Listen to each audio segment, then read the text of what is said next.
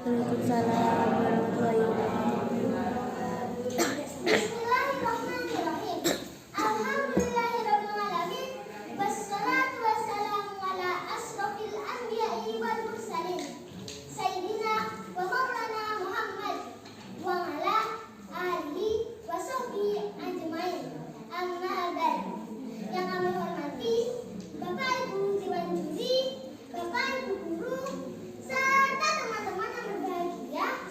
Pertama-tama, marilah kita panjatkan puja-puji syukur kita kepada Allah Subhanahu wa Ta'ala, yang mana pada pagi hari ini kita semua bisa berkumpul di aula ini dengan keadaan sehat walafiat tanpa ada halangan sesuatu apapun.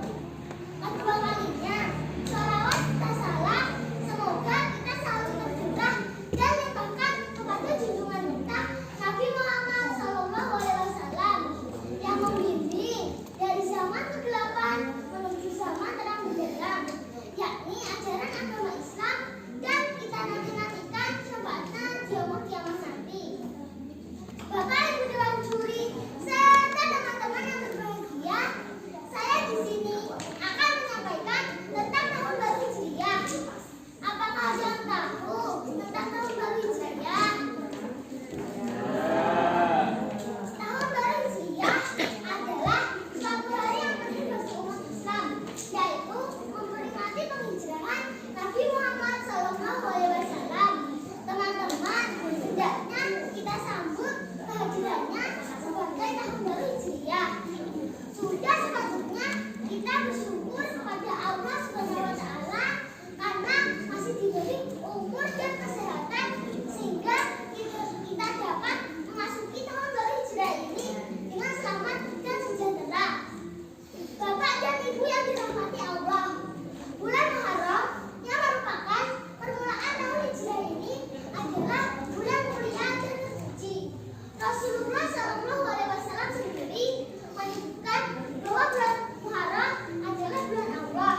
Sebab itu, di dalam menyambut tahun baru Hijriah ini, marilah kita tingkatkan amal kebaikan kita sesuai dengan arti yang terkandung dalam tahun Hijriah, yaitu nama tahun di mana Khalifah Umar bin Khattab telah menetapkannya agar seluruh umat Islam senantiasa mengingat peristiwa hijrah Rasul untuk menegakkan agama Islam.